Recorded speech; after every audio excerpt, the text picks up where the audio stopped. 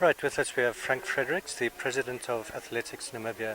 Now Frank, we've got quite a busy athletic season coming up, starting this Saturday with the Grand Prix here in Windhoek. Tell us more about that. Yeah, this weekend we have the third leg of the Bank Windhoek Grand Prix.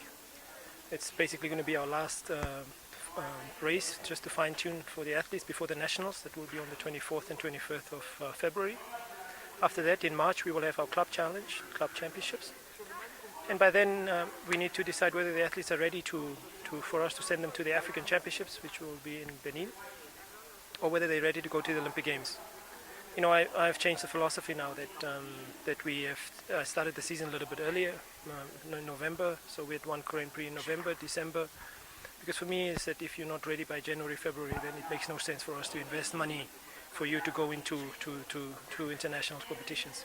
After February, obviously, we can send them to the yellow pages to fine-tune and compete with better competition. And then I think after March, we start with the road races, and that's when we have to start with the road racing, concentrate on our road runners to make sure that whether they can qualify for the half marathon championships or whether they can qualify for the marathon championships. And after that, we go to the cross country, and then after that, it's winter for the track athletes, and then they have to start preparing again, getting ready in October.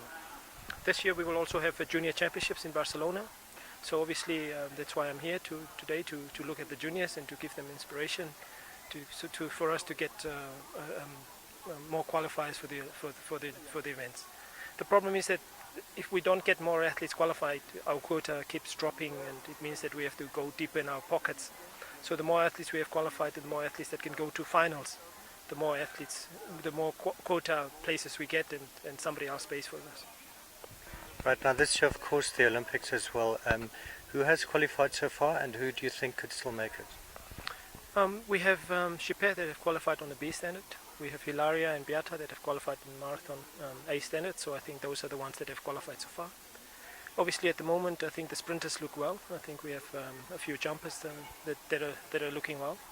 And I think the long distance runners. I think the long distance standard is a lot higher because the standard is a lot higher in Kenya and these things. So I think our long distance runners, especially coming to 800 and 1500, have a steeper hill to go. But the guys are motivated. They've trained through the Christmas, so I think let's see what happens this weekend, and hopefully they can put through. I think I'm thinking about Johannes Craver. I'm thinking about Daniel.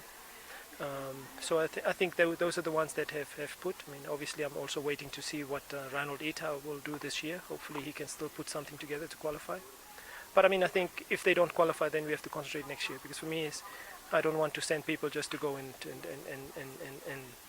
play at the Olympic Games. I think we have to get now to a stage where we really go and compete. And that's why, I mean, if they don't compete by March, show us that they have qualified by March, then I think it's no sense for us to spend money to try and get them qualified.